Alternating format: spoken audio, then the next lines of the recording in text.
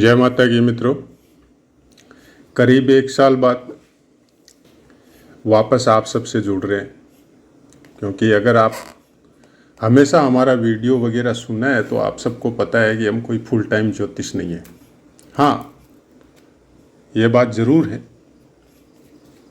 कि ये विषय हमको शुरू से ही पसंद था, शुरू से ही पढ़ना करना। अगर चैनल में जुड़े हुए हैं तो आपको पता है ये सब बातों का। तो बाकी बातों पे नहीं जाके डायरेक्ट सब्जेक्ट पे ही आते हैं। आद्रा नक्षत्र तक के पाठ, कौन से ग्रह उस नक्षत्र में होते हैं और उन पे दृष्टियां होती है तो कैसे फल प्राप्त हो सकते हैं, वो सब हम वीडियो के द्वारा आपको पोस्ट कर चुके हैं। बाकी ग्रहों के बारे में भी बहुत से वीडियो हम पहले डाल चुके थे आपको, वो सब आपने सुना होगा। और अगर आप फर्स्ट टाइम जुड़ रहे हैं तो आप चैनल का शुरू से जो वीडियो है, हो सकता है आपको वॉइस थोड़ा अच्छा नहीं लगे, क्योंकि शुरुआत था, हमको भी टेक्नोलॉजी का इतना ज्ञान नहीं है, तो थोड़ा वॉल्यूम बढ़ाना पड़ सकता है, थोड़ा कान में लगाना पड़ सकता है, लेकिन सुनिएगा ज़रूर। क्योंकि ज्योतिष के इस विषय को समझना और समझने के बाद में उसको बिजनेस बनाना कितना सही है कितना गलत है हम नहीं जानते, हमने कभी बनाया नहीं। हमारा मेन मोटिव यही है कि ज्योतिष को अच्छी तरह से समझे और कुछ नियमों को फॉलो करें, दैनिक दिनचर्या में उतारे उसको। तो ये विषय, ये आपकी पसंद आपको बहुत हाई लेवल का मनुष्य बना सकती है। एक अच्छा ज्योतिषी कभी किसी का बुरा नहीं चाहता, कभी किसी से धन की अपेक्षा नहीं रखता, खासकर इस विषय में। और भी इस विषय को कभी धन कमाने का जरिया भी नहीं बनाता। ये हमारा अपना विचार है, हम किसी पे थोपते नहीं, हम नहीं चाहते। बाकी कौन क्या चाहता है उसका इस विषय में किस तरह से उनके विचार हैं, ये उनके ऊपर निर्भर है। लेकिन हम माता रानी से यही इच्छा करते हैं कि हम जो सर्विस करते हैं या जो मेहनत से जो पैसा हमको मिल रहा है उसी में संतुष्ट रहें और उसी के द्वारा मेरे परिवार का लालन पालन हो। और बच्चों का अपना कर्म है, फिर वो आगे अपने कर्म के हिसाब से आगे अपना कार्य करेंगे। बात करते हैं पुनर्वसु नक्षत्र की। हालांकि नक्षत्रों के विषय में ओवरऑल पाठ मेरा दिया हुआ है सब नक्षत्रों का, तो जाके उनको जरूर सुनिए आप। मोटा मोटी छोटा सा मैं इसमें यहाँ पे दे देता हूँ कि पुनर्वसु नक्षत्र में जो भी जातक का जन्म होता है वो बहुत अच्छा होता है। ऐसा इंसान ईश्वर का भक्त, उसमें अगाध प्रेम रखने वाला, सादगी भरा जीवन और परोपकारी दूसरों की सहायता करने वाला होता है। प्राय कर मोटा मोटी फल ये होता है पुनर्वसु नक्षत्र का। अगर कहीं से इस नक्षत्र पे दूसरे ग्रह का, क्रूर या पाप ग्रह का दृष्टि नहीं हो, भावबल में और अच्छे ग्रहों का दृष्टि अगर पड़ रहा है तो बहुत अच्छे फल पुनर्वसु नक्षत्र वाले जातक को प्राप्त होते हैं। और अगर खराब ग्रहों का दृष्टि भी पड़ रहा है, भावबल भी अच्छा नहीं है, तो भी जातक का भाव में भी हो तो भी मन का बड़ा सच्चा होता है। ये पुनर्वसु नक्षत्र का विशेष बात है। दूसरों का भला करेगा, किसी का बुरा करने का कोशिश नहीं करेगा। अब ग्रह वाइज बात करते हैं कि अगर सूर्य हो तो कैसे फल प्राप्त हो सकते हैं पुनर्वसु नक्षत्र में। पाठ लंबा हो जाएगा बोल के हम यहाँ पे कौन से घर में हो, कौन से स्थान में हो, वो बातें नहीं कर रहे हैं। अभी केवल इतनी बातें कर रहे हैं कि आपकी जन्मपत्री में किसी भी स्थान में अगर सूर्य पुनर्वसु नक्षत्र में हो तो आपको कैसे फल प्राप्त हो सकते हैं। पूरा फल जानने के लिए आपको फिर भावबल का भी पता करना पड़ेगा, कौन से स्थान में है उसका पता करना पड़ेगा, तो उसका भी उसके साथ जुड़ जाएगा वो चीज़ें। दूसरे ग्रह की दृष्टि है तो उसका भी आपको पता करना पड़ेगा, वो चीज़ें भी उनके साथ जुड़ जाएगी। लेकिन कुछ आपको यहाँ से हिंट मिलेगा कि ऐसा कुछ हो सकता है। सूर्य प्रायगर पुनर्वसु नक्षत्र में एक केवल चतुर्थ चरण को छोड़ के अच्छा फल प्राप्त करवाता है। पुनर्वसु नक्षत्र का स्वामित्व गुरुदेव के पास है और पहले नक्षत्र का स्वामित्व, पहले चरण का स्वामित्व मंगल देव के पास है, द्वितीय चरण का स्वामित्व शुक्र देव के पास है, तीसरे का बुध के पास है और चतुर्थ चरण का चंद्रदेव के पास है। अब प्रथम चरण में अगर सूर्य हो तो जातक सुशिक्षित, धनी और कुछ विषय, ज्योतिष विषय या रहस्य विषय या तंत्र मंत्र या फिर कर्म कांड या वेद, ये सब में वो विशेष रुचि लेता है। दूसरे चरण में सूर्य हो तो जातक गणित में बहुत बलवान होता है, प्रशासक भी अच्छा होता है, राजनीति के क्षेत्र में भी जा सकता है और कुछ इंटरनल फीलिंग जिसको हम लोग बोलते हैं अंतर्ज्ञान, वो कुछ विशेष होता है ऐसे जातकों में। अगर उस चीज़ को वो बढ़ा ले ध्यान, साधना, योग, अच्छे शास्त्रों का अध्ययन के द्वारा, तो फिर बहुत अच्छा, आप ज्योतिष बोल दो, भविष्यवक्ता बोल दो, वैसा भी हो सकता है। तीसरे चरण में गुरु की युति हो तो कहना ही नहीं है, बहुत अच्छा राजनीतिज्ञ होता है, जो जनता और देश का भला करने वाला होता है, अच्छा मंत्री पद प्राप्त होता है। फिर भी अगर गुरु की दृष्टि नहीं भी हो तो भी राजनीति में कुछ विशेष रुचि लेने वाला होता है और कुछ सफलता जरूर अर्जित करता है। चतुर्थ चरण में कुछ अभावग्रस्त जीवन बीतता है और कुछ रोग भी हो सकते हैं। अगर बाकी अच्छे ग्रहों का साथ मिल जाए तो इसमें कुछ कमियां भी आएगी। लेकिन धन के मामले में ये चरण में सूर्य कुछ विशेष अच्छा फल नहीं देता, लेकिन हाँ, दयालुता के मामले में, प्रभु भक्ति के मामले में, ईश्वर की आराधना के मामले में बहुत अच्छा फल देता है। अब पुनर्वसु नक्षत्र में अगर सूर्य हो और उसके ऊपर कोई दूसरे ग्रह की दृष्टि हो तो कैसा फल प्राप्त हो सकता है। जैसे चंद्रमा की हो तो कुछ विशेष अच्छा फल नहीं होता है, कुछ अभाव रहता है जीवन में हर चीज का, और संबंधियों से भी कोई विशेष सुख प्राप्त ऐसे जातकों को प्राय कम देखा गया है। गुरु की दृष्टि हो जाए तो इसमें चेंज हो जाती है चीजें। इनका फल जो भी आपको बताया जाता है, जो भी अच्छा हो बुरा हो, उसका एक लेवल है समझने का, वैसा का वैसा ही होगा ये जरूरी नहीं है। वहां पे आपको ये देखना पड़ेगा कि कौन से भाव में बैठा हुआ है, भावपति का क्या स्थिति है, और जैसे हमने चंद्रमा की दृष्टि बताई तो साथ में यह भी समझना पड़ेगा कि सूर्य की दृष्टि भी चंद्रमा पे पड़ेगी, बाकी ग्रहों की दृष्टि कौन कौन से ग्रह पे पड़ रही है। तो ये सम्मिलित फल निकालना इतना आसान नहीं है। लेकिन एक एक फल को जब हम लोग नोट करते जाते हैं और सब चीज़ों का फल जब मिक्स करते हैं तो एक दिशा हम लोगों को मिलती है। और सबसे बड़ा बात है कि कर्म प्रधान विश्व रचिराखा। आपके कर्म, आपके कर्तव्य पालन में आपका मन और आपके संस्कारों में किस तरह के काम आपको प्रोवाइड इस जीवन में किए गए हैं और उसके ऊपर आप कितने खरे उतर रहे हैं, उसके अनुसार ग्रहों का फल बहुत कुछ डिपेंड करता है।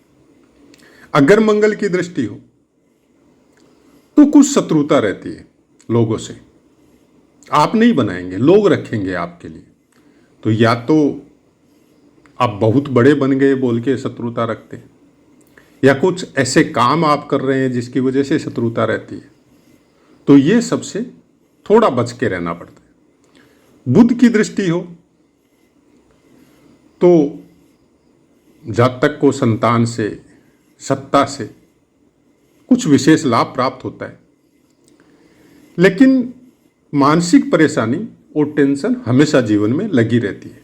गुरु की दृष्टि हो तो जातक गुप्त विद्याओं में बहुत रुचि लेता है, ज्योतिषी भी हो सकता है, तंत्र मंत्र की सिद्धियों का जानकार भी हो सकता है। वो जिस तरह से उनकी दृष्टि जिस प्रकार जिस भाव में बैठकर होती है उसके ऊपर डिपेंड करता है आदमी कि कौन से सब्जेक्ट में ज़्यादा रुचि लेगा। पत्नी और संबंध या संतान के संबंध में कुछ अनबन रह सकती है, जैसे विचार नहीं मिलते। और जाहिर है जब आदमी गुप्त विद्याओं में रुचि लेता है या ज्योतिष में रुचि लेता है तो ये एक नॉर्मल सी बात है कि आपके माइंड का लेवल आम आदमी से बहुत ऊपर हो जाता है। आपको छोटी मोटी बात परेशान नहीं करती है। आप बिना मतलब की जो हम लोग परिवारों में जो नॉर्मल इंसान बात करते हैं वो बातें आपको पसंद नहीं आती है, और ये बोल के वो संबंध में थोड़ी बहुत करवा तो आएगी, क्योंकि उनका अपना लेवल है दिमाग का और आपका 10 टाइम्स अप हो चुका है। अगर शुक्र की दृष्टि हो तो जहाँ तक अपने परिवार से, घर से प्राय कर उसका जीवन थोड़ा घर से, परिवार से दूर ही बीतता है, चाहे सर्विस की वजह से हो, चाहे बिजनेस की वजह से हो। लेकिन धन के मामले में ये योग थोड़ा अच्छा होता है। शनि की दृष्टि हो, फिजूल खर्ची बना सकते। आदमी मतलब पैसे के प्रति इतना मोह नहीं रखता, लेकिन कर्तव्य के प्रति बहुत ईमानदार होता है। और कुछ अलग अलग जगह रहने की वजह से या कुछ इस तरह की भावना, खासकर मेल फीमेल में एक दूसरे के प्रति, वो थोड़ी अलग टाइप की हो सकती है, जिसको समाज स्वीकार नहीं करता। तो ये पुनर्वसु नक्षत्र में सूर्य के बारे में जो पुस्तक में लिखा गया है, हमने उसी अनुसार आपको बताया है। क्योंकि बहुत से कमेंट इस टाइप के आते हैं कि हमें वो बताइए जो फल होता है, तो वो हमने आपको पहले बता दिया है। अब आपको अगर उसी के हिसाब से अगर जानकारी करनी है तो आप उसके हिसाब से आगे बढ़िए। अब बात करते हैं आगे की। सूर्य क्या है? सूर्य आपकी आत्मा है। मतलब सूर्य के बगैर इंसान का जीवन मिलना बहुत मुश्किल है। हालांकि सब ग्रहों का अपना एक योगदान होता है, लेकिन जिसका सूर्य बलवान होता है, चाहे पात्रों के हिसाब से समझ ले, चाहे आप सूर्य की कहानी जो वेद शास्त्रों में उसके अनुसार समझ ले, या सूर्य का संपूर्ण अंश लेके भगवान का अवतार हुआ था भगवान राम का, उनकी जीवन यात्रा समझ ले, या सूर्य पुत्र कर्ण को भी बोला जाता है, महाभारत का जो पार्ट है, उसकी जीवन यात्रा समझ ले।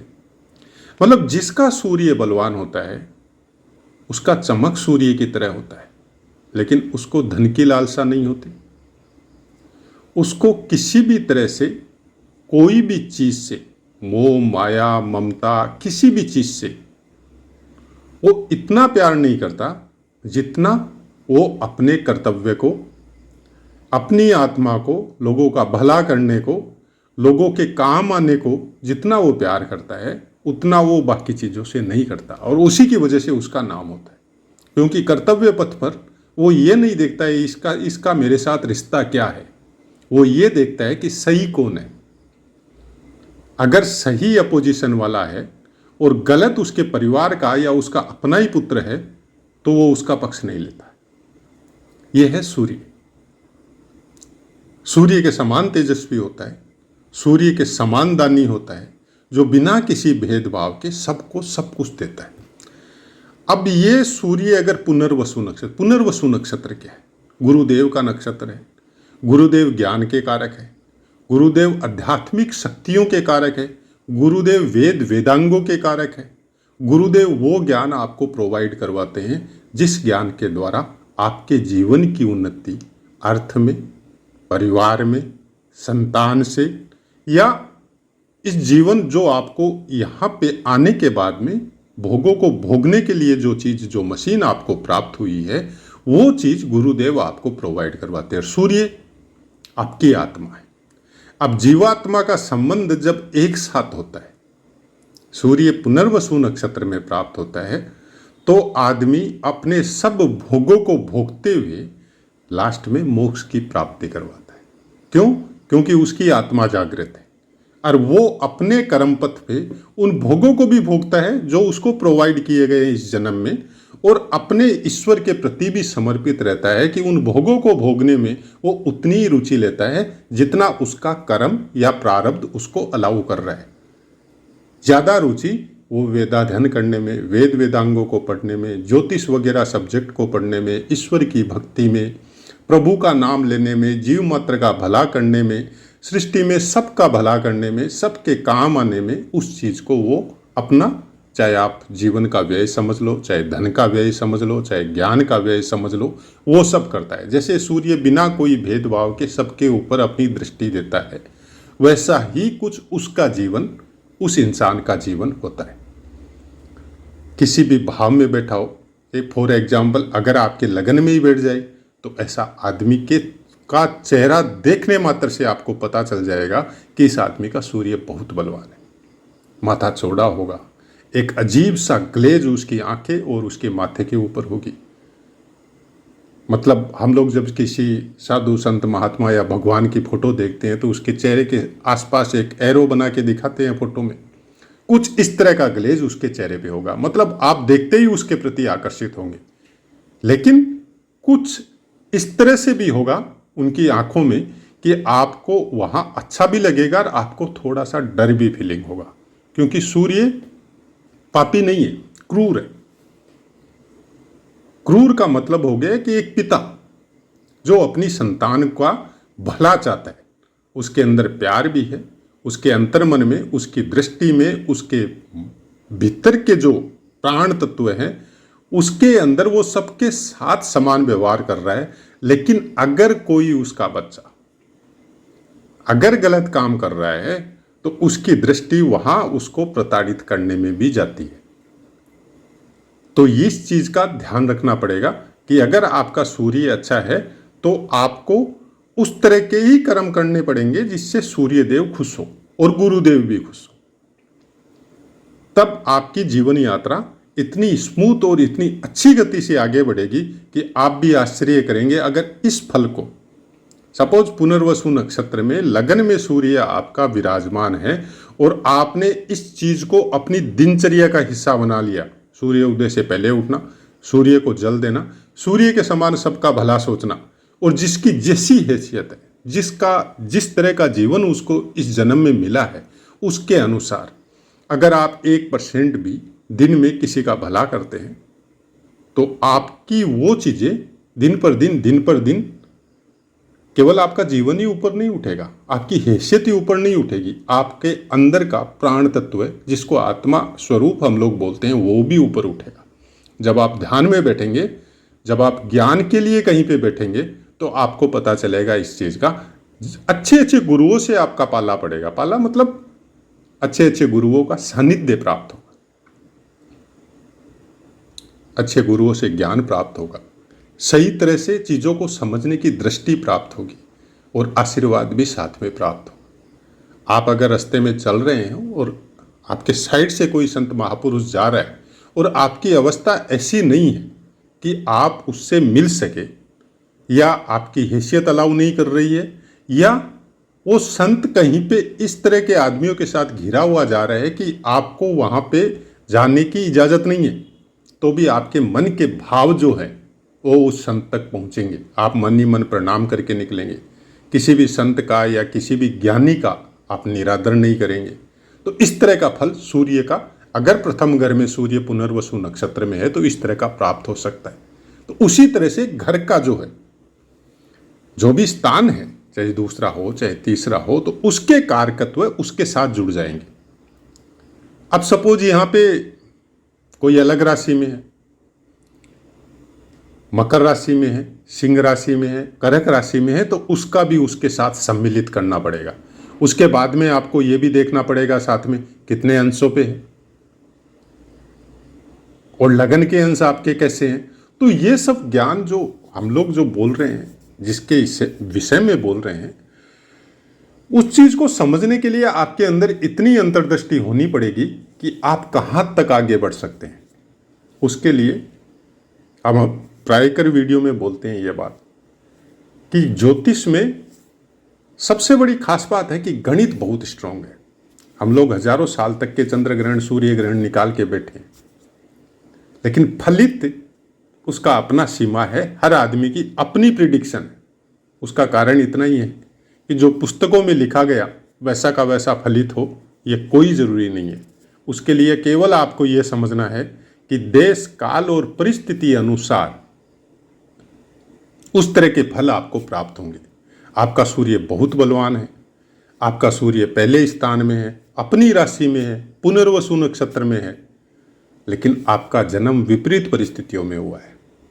आपको जन्म से महादशा अच्छी नहीं मिल रही है, आपको युद्धकालीन परिस्थितियों में आपका जन्म या उस देश में आप रह रहे हैं, तो फिर वो फल कैसे प्राप्त होंगे। इसी तरह ज्योतिष में फर्स्ट में प्रस्तावना में भी बोला जाता है ये बात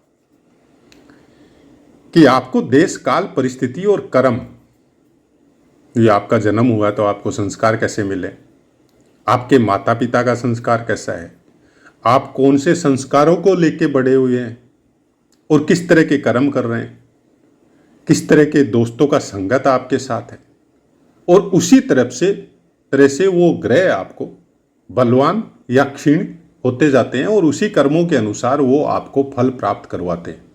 फल प्राप्त करवाने में आपके गोचर, महादशा, अंतरदशा और प्रत्यंतर दशा, इनका एक विशेष योगदान होता है जीवन में। कि आपका कोई ग्रह जन्म पत्री में बहुत अच्छा है, त्रिकोण का स्वामी है, लगन का स्वामी है, लेकिन आपके जीवन में उसकी महादशा आई नहीं तो वो फल कैसे प्राप्त होंगे। थोड़े थोड़े फल उनके प्राप्त होंगे अंतरदशा प्रत्यंतर दशा में, लेकिन बाकी फल जो दूसरे ग्रह की दशा महादशा है उनमें प्राप्त होंगे। तो उनका जब आपका प्रारब्ध आपको अलाउ ही नहीं किया अच्छा चीज देने के लिए, तो फिर आपको कैसे मिल सकते हैं। उपायों के द्वारा कभी नहीं मिलेंगे, कोई उपाय काम नहीं करता है कलयुग में।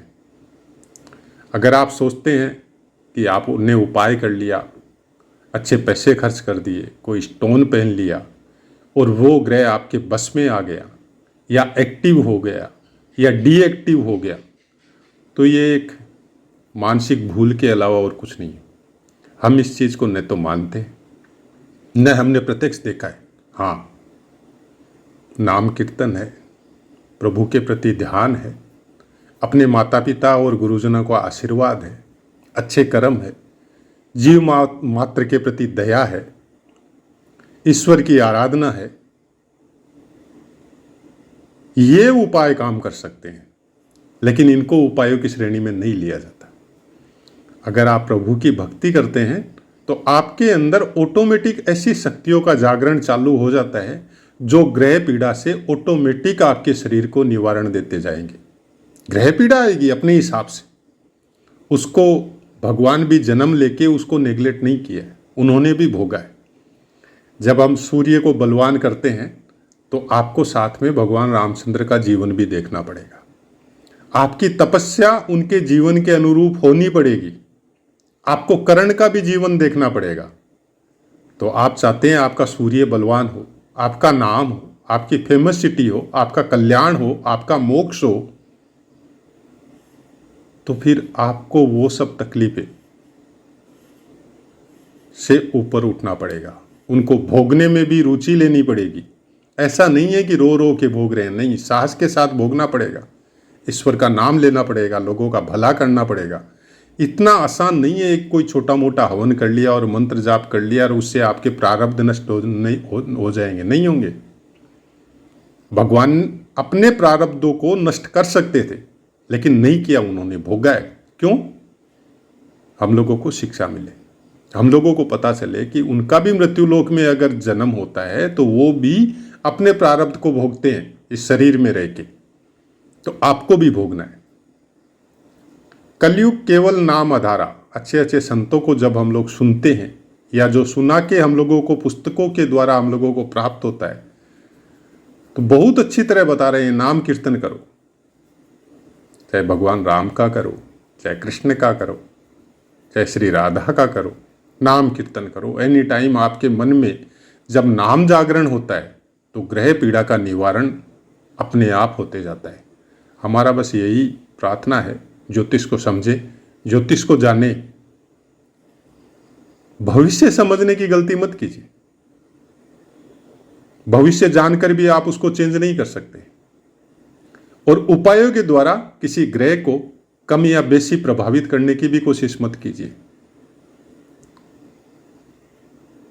अपने आप को सही कीजिए, खुद के आचरणों को सही कीजिए, खुद के संस्कारों को सही कीजिए और लोगों का भला करने की कोशिश कीजिए। शत्रुता का भाव, मिथ्या वार्तालाप, लोगों के प्रति ईर्ष्या, छल कपट, ये इस जीवन को तो खराब कर ही रहे हैं। आने वाला समय भी, अगले जीवन में भी मुक्ति संभव नहीं है। मनुष्य जीवन हम लोगों के हिंदू धर्म के, सनातन धर्म के संस्कारों के हिसाब से, वेदों के हिसाब से बहुत दुर्लभ है। देवता भी तरसते हैं इस जीवन को प्राप्त करने के लिए, क्योंकि यही एक जीवन है जिसके द्वारा डायरेक्ट हम लोग भगवान के धाम में जा सकते हैं, बाकी किसी जीवन में नहीं जा सकते। तो ज्योतिष इसीलिए बनाया गया है कि आप इस जीवन को समझे। ज्योतिष को वेदों का आंख ऐसे ही नहीं कहा गया है। उस आंख से आप भविष्य जानने की कोशिश मत कीजिए, भविष्य सुधारने की कोशिश कीजिए कि हम लोग कुछ ऐसे कर्म करें जो इसी ज्योतिष के अनुरूप साधु संतों ने हम लोगों को दिनचर्या में दिया था। सुबह जल्दी उठना है, माँ बाप की सेवा करनी है, प्रभु का नाम लेना है, लोगों का भला करना है, अतिथि का सत्कार करना है। उन सब संस्कारों को वापस अपनाने का कोशिश कीजिए जो हम लोग भूलते जा रहे हैं। आशा है मित्रों वीडियो बहुत लंबा हो जाएगा, फिर किसी वीडियो में आगे की चर्चा करेंगे। अब अपनी वाणी को विराम देते हैं और आपसे आज्ञा लेते हैं। जय माता की।